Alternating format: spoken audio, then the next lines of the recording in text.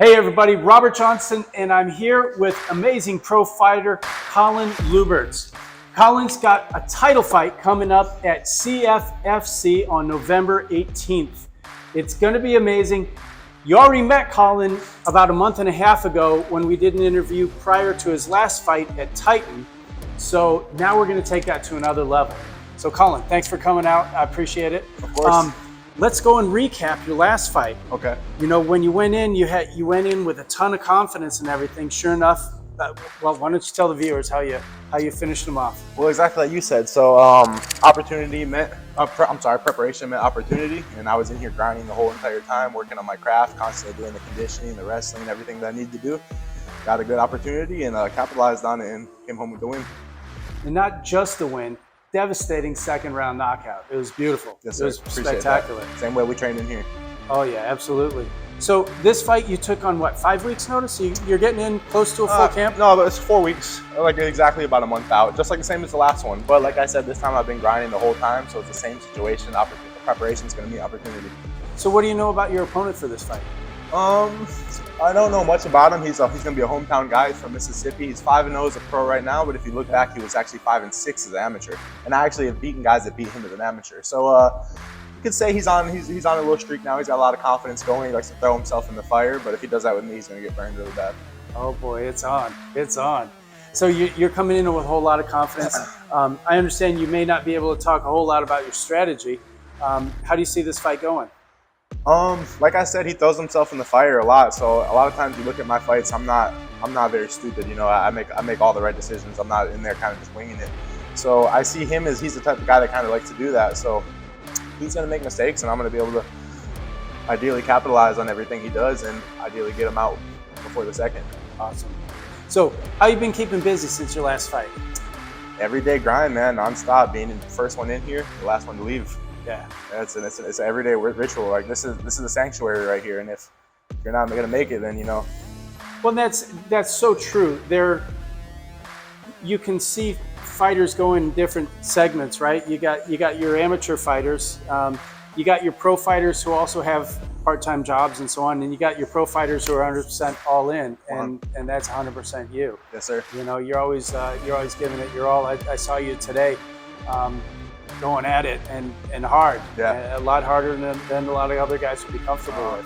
But that goes back to your upbringing, you know, exactly. from Jacksonville and so on. 100%. Like this is my craft, and I have a lot of energy. So if my energy is not getting used in this in a productive way, then who knows where it's going to go. So I like to keep it in here, keep my head clear, and this really keeps me out of trouble. Well, it looks like your coaching and so on has really taken off since your last fight. Did you get a lot of exposure from that? Is that no? That? So I've been coaching since I was a teenager. Okay. I've been teaching kids class since I was like 17 years old. So I've always been very good at just basically explaining the sport and stuff. Sure. I feel like I have a very fight IQ. So actually teaching people actually helps me a lot too. So it's a win-win for me.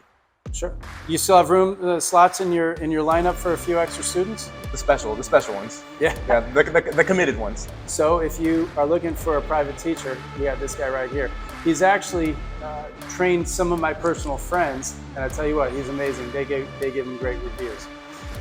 So what else has been happening with you? Nothing too exciting, man. I wish I could tell you something exciting, man, but we're saving that for next month.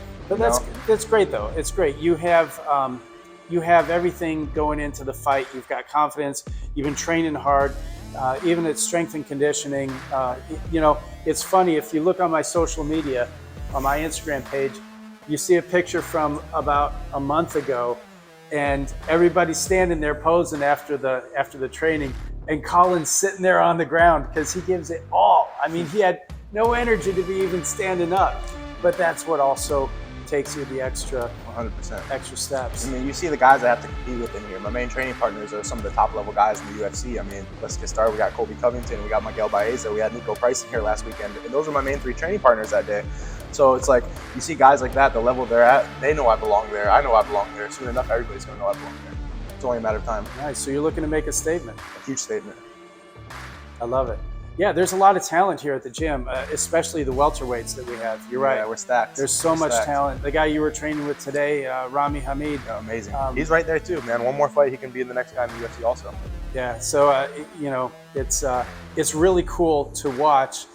From time to time, I get to roll with some of these animals, but just watching them is insane. They're so talented and athletic and powerful and dynamic. It's really inspiring. You hang with the best of them, man. So thank you, brother. I appreciate that. I'm not sure I deserve it, but I appreciate that. I appreciate the pat on the back. But no, your improvement has just been exponential. I mean, it's been off the charts. What do you think that's due to? I just credit that just to the attendance of just being in here. Like I said, I'm not the strongest guy. I'm not the fastest guy. I'm not the most explosive, but I'm going to be in here every day. I'm going to make sure I'm working my hardest, you know? You know, something I noticed in you is your tenacity and your scrambling. Okay. Is, I mean, it just exploded. Thank you, man. I remember the last time we rolled, I was like, wow. Yeah. I mean, I couldn't do anything. It felt like every time I would normally escape and get a break, boom, all of a sudden you're all over it again and again and again. No, I can't give these guys an inch. Everybody in here is getting so good. So, like, this is a game of inches. So you give up one wrong move, that could be the end right there, you know, especially in MMA where there's so many variables, there's so many different options of what could happen between kickboxing, grappling, judo, jiu-jitsu. Like, the list goes on. But you got to be ready to you got to be completely aware, completely zoned into every moment. And just kind of make a flow state out of it as well. That's really great. You can't get caught thinking, you know, you just got to float. You have to have all your tools completely ready for battle. That's really inspiring. That's awesome. Thank you, man. At the end of the day, just show up. Just show up. It's attendance. That's what's going to do it. You see a lot of guys, they get motivated in the beginning of the week, they kill themselves. Monday and Tuesday, they hit every class, they hit the conditioning, and then the rest of the week, that flame kind of lowers down, where it's just consistency. Just keep the same flame the whole week, and eventually you're going to surpass everybody. Wow. So how are you doing on your weight? My weight's amazing, man. You know, I used to be a fat boy. So in between my last fights, I used to party a little bit. I used to get a little fat. But now the last couple of years, I've been, after training with these guys and like some of the top level guys, you know, I see the dedication. I see that's the discipline. Showing up in here is one thing. It's easy to kind of show up and train every day. It's fun. The discipline is stretching. The discipline is the diet. The discipline is taking care of your body. So the last couple of years, I've been very good. I don't get over 20 pounds heavier than my original walking weight.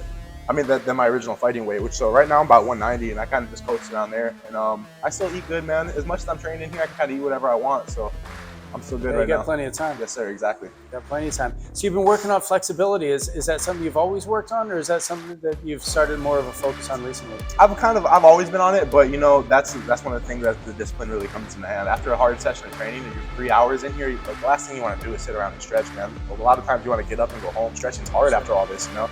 So I'm just really trying to be more cognitive about it and just instill the discipline. And so you're doing your stretching here on the mat after training? Yes, and I do it at my house sometimes too. When I get home sometimes, like late night, I got a mat at my house, I put the mat out, put the TV up, and put like some 45-minute yoga videos. Really? So you're training, and that makes a huge difference. Like the days I do that, like I feel amazing. Like I wake up the next day and I'm ready to go. Compared to the days I don't do it, I have to crawl out of bed and kind of force myself to make it. So if you were to talk about the regimen that you have, you stretch for maybe 20 minutes after training. How long do you think you stretch for? 15 to 20 usually. But if I can actually sit down and like make myself comfortable, you know, like at my house, and I can go for about 45 to an hour. I'm trying not to do too much more than that. Yeah. Anything else interesting in your regimen as compared with other fighters? Man, yeah, you know, to be honest, I can give you kind of like from wake up to when I go to sleep at night. Sure. So usually the first thing I do, and I have an Alexa, so I set up. I usually wake up like 7, and my alarm goes off for like affirmations. Mm-hmm. So I wake up to positive affirmations every morning. So I'm still kind of in that sleep state, and it's still replaying in my head. So the first 15 minutes, I'm kind of just sitting in bed, just saying everything I'm grateful for, and just getting all that good, positive, good energy. You know, I wake up, let my dog out, start cooking breakfast and stuff. I'll start doing a little bit of mobility, chug water, and get all my vitamins and everything like that. Then head off to the gym, get this in, get my stretching and everything, go home, start stretching again. And then kind of time to chill after that. Chill, start cooking, get all my meals prepped up and stuff for the next day. But right now, man, this is everything I'm focused on. There's no time for partying, there's no time for friends, there's no time for video games, something like that. It's just fucking grind. Everything that I do is consistently getting me ready for battle. So when do you think you'll start cutting weight for the fight? Probably the next week. I probably got another week of kind of still like keeping my weight where it is, still kind of eating good foods. So that's the thing. A lot of guys they starve themselves to get to the scale. The whole idea, and now you see the UFC has a lot of new guys helping around with that, a lot of new dietitians who are actually bringing a lot to light, right? A lot of science to light in the sport. So it's not about killing yourself, man. It's actually feeding yourself to the scale. So a lot of the times now, as I'm getting a little bit more, I'm getting a little smarter in this, a little bit more educated, I'm realizing that I feed myself to the scale. So I'm actually eating more cutting weight than I would in a regular day. So let's say like a regular day, I'm tired, I go home, I just fucking whip up a big thing, I just eat a big plate of food, then I lay down and I'm lethargic and I don't eat for a couple more hours.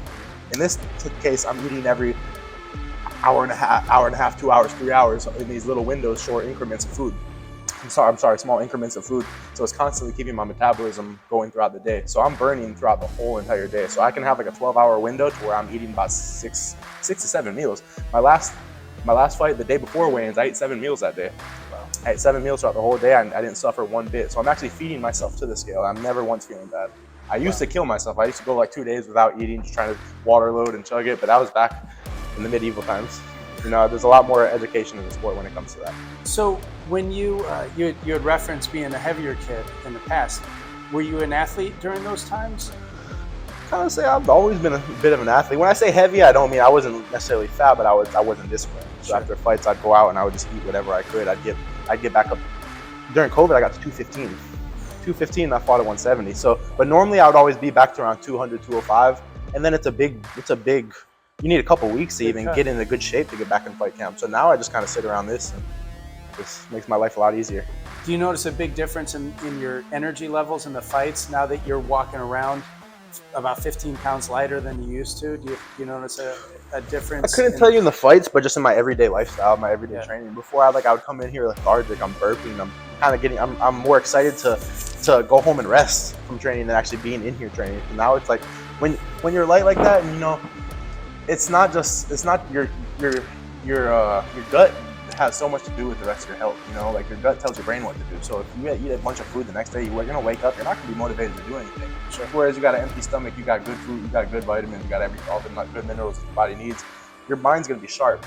You know, I'm sure you've experienced that. Sure, you eat a big plate of pasta or something, you come in here and try to train, you don't know what's going on. No way. You're just ready to leave, burping, you're ready to go home. You know, I'd rather come in starving than on a full belly. Exactly. It's good to have an empty stomach. You're much more alert. What time do you eat breakfast in the morning? About like 30 minutes after I wake up. 30 minutes to an hour after I wake up. I try not to wait too long because that has another thing to do with your metabolism. The longer you wait, your metabolism is going to actually slow down to protect you. So the faster you eat in the morning, the faster you can rev your metabolism, it'll keep you burning throughout the whole day. And that's usually a couple hours before you train? It's about 2 hours before I train. Yeah. That was another thing. I used to eat right before I come and train. And I got used to that at one point, you know, so I could do it. But now, no way. No, I got to give myself at least hours throughout the fight. So what do you attribute that injection of discipline into your life and your career? What do you attribute that to?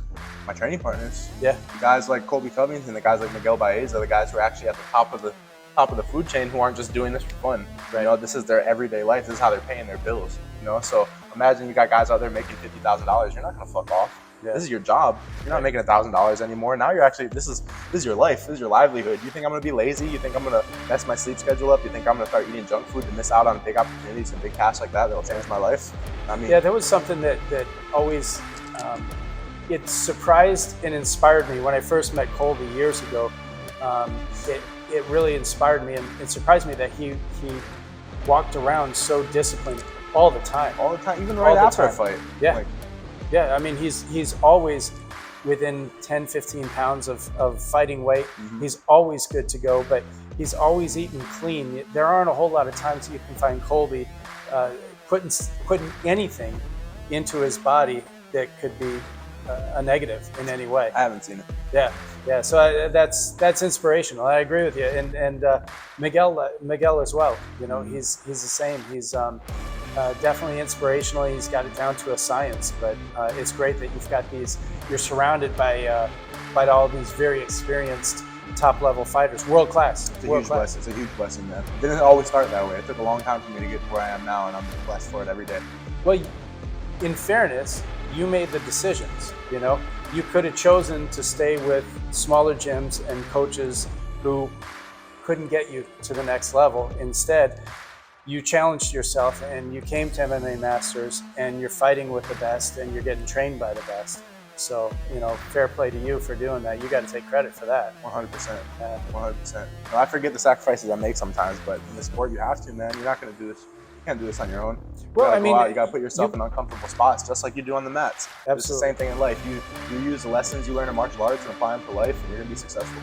Well, I mean, you know, this time a couple of years ago, you were working a night security job, and you're like, can't keep doing this and keep a regular training schedule and so on. So cut that out, and you got a lot more focused. And 100%. that's, you know, it's not something uncommon for fighters to be working security jobs. No, but it works against each other because you're not getting the good quality restorative sleep and rest and so on. So, you know, fair play to you for that. You know, you're the rewards of your good choices are absolutely paying off. Thank you. I appreciate that. And it's an everyday battle. It's something that that's something I have to deal with every single day. I have to make the right choices every day. I have temptations. I want to go out and have fun. I want to go party a little bit, but you know, this is more important. I have the rest of my life to do that if all else fails. Exactly. And if everything goes well, then it's earned. You got a window of opportunity. Exactly. And, you know, you're short time to capitalize on it, and I got to make it in. Absolutely. It's really, it's so exciting, and I say this over and over, it's so exciting to train with so many guys like you whose learning curve is just through the roof, and then you're training next to them and your learning curve's down here, right? But it's really cool and exciting to see that progress, but it's contagious. You work with a guy like that every day, and they say you are who you hang around, you know? And that goes just like you were saying with the security. At one point, I was working security so much that I almost forgot that this is what I wanted to do. You know, you're spending 8-hour shifts, not 10-hour shifts with these people, and you know them more than your own family. So you are who you hang around, you know? But now you can come in here, I can hang around with real successful people. I'm training millionaires. Eventually, what do you think is going to happen? Exactly. You know? Exactly. So, like Master says it all the time, you are who you hang around. You're going to turn into your own company. Absolutely. So if you can hang around rich, successful, not even necessarily rich, successful, good people with good energy who have good intentions, you know, it's only going to work out in your benefit. Amen. Amen. So, anything else you want to cover? I think we covered a lot, man. All I can really say I know you got a message for all the fans out there. Yes, guys, this is the biggest opportunity of my life. Like we were saying, preparation is meeting opportunity, and I'm coming home with that belt November 18th. So don't miss it, guys. So follow Street Ninja 170 on Instagram. Anything on Facebook or any other socials? No, Instagram. Okay, Street Ninja 170 on Instagram. Tune into CFFC on November 18th and watch Colin Lubberts come home with the title, World Champion, one more title for MMA Masters. That's Good luck to you, brother. Thank you, my brother. Appreciate it, man. Thanks for coming on. Of course.